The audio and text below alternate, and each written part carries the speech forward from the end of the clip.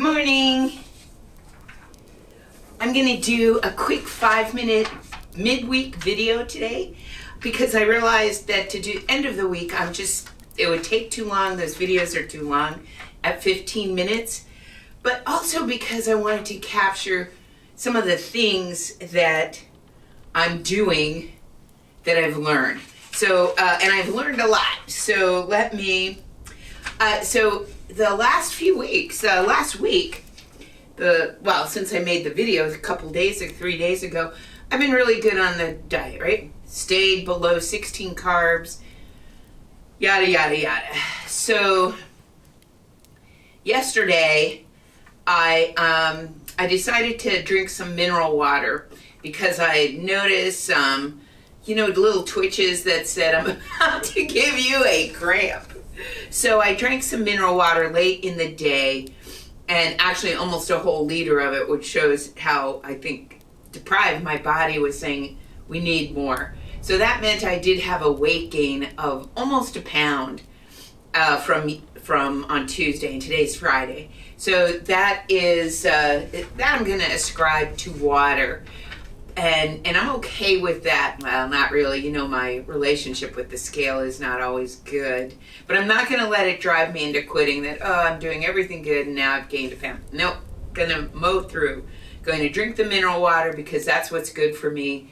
But going to mow through that. But what I also noticed this morning, I do blood ketones every morning. And it's been, right around 0.8. And it dropped to, I think it was 0.5 this morning. And I thought, what's with that? That I didn't understand. So I went back and I dug out of the garbage the one snack I had yesterday that was a keto snack. I bought because it was keto. 2 grams of carbohydrates, 12 grams of proteins. I'm going to put the picture on here. And even when I ate it, rule of thumb, if it tastes too good to be true, it is too good to be true. So yes, the label did say 2 grams, but if you look down at the ingredients, those 2 grams came from cane sugar. That's the only thing I can think caused the drop in blood ketone. So when I looked at the scale at my blood glucose or ketones, I thought, oh man. But the cool thing is I can ascribe them both to things that really in the long run don't matter at all.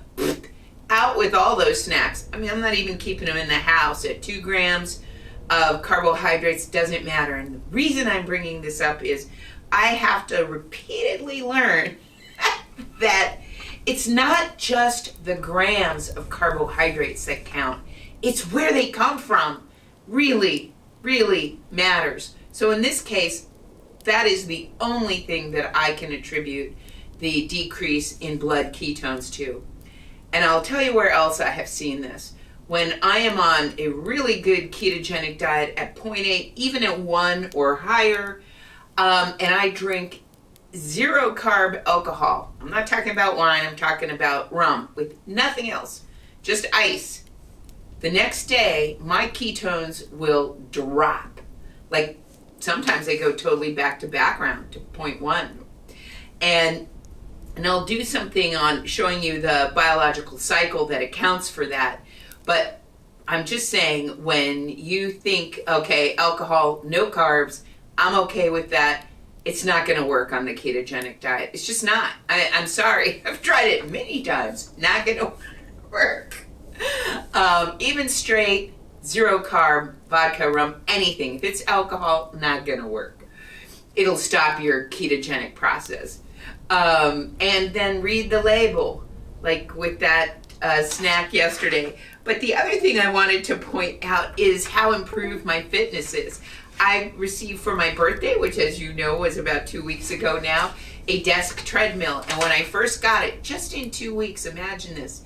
In 2 weeks, I went from when I first got the desk treadmill, I could walk 10 minutes at 10 minutes at a time at about a speed of 1.3, 1.4, around that. Before I'd stop, sit down, work some more, get back up, maybe an hour later, do 10 more minutes. And I really couldn't be on phone calls while I was walking at all because I would sound out of breath. One of my coworkers said at one point when I first started, are you okay, Liz? And because I was panting even at those speeds. Now, yesterday, after 2 weeks, I was walking 30 minutes and I went as high as 2 miles per hour. I'm still more comfortable at a 1.5, 1.6, but I could go at 2 miles per hour. Now, I did notice even then I could talk comfortably at about a 1.4 miles per hour. But then the real world test was I have a very long driveway. It's probably 200 feet, something like that, and very steep. And so I usually dread going up to the top of the driveway to get the garbage can down from pickup day because it's difficult. I have to stop. I pant. I check my body out like, am I having a heart attack or something?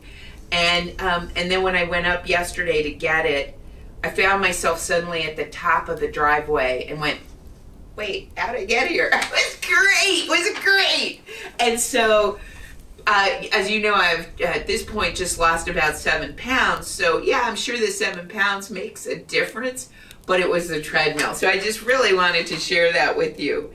And then I wanted to just say that I'm reminding myself that you have to put these things together. It's not just the carbs, it's the source of carbs that really, really matter. It's not just the exercise.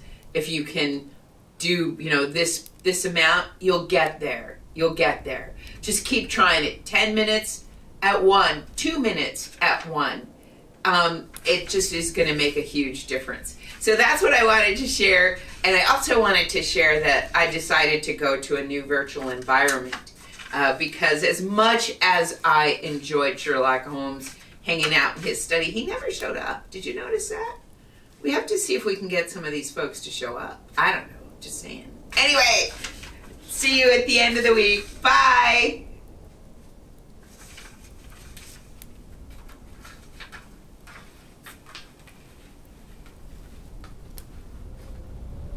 Hello.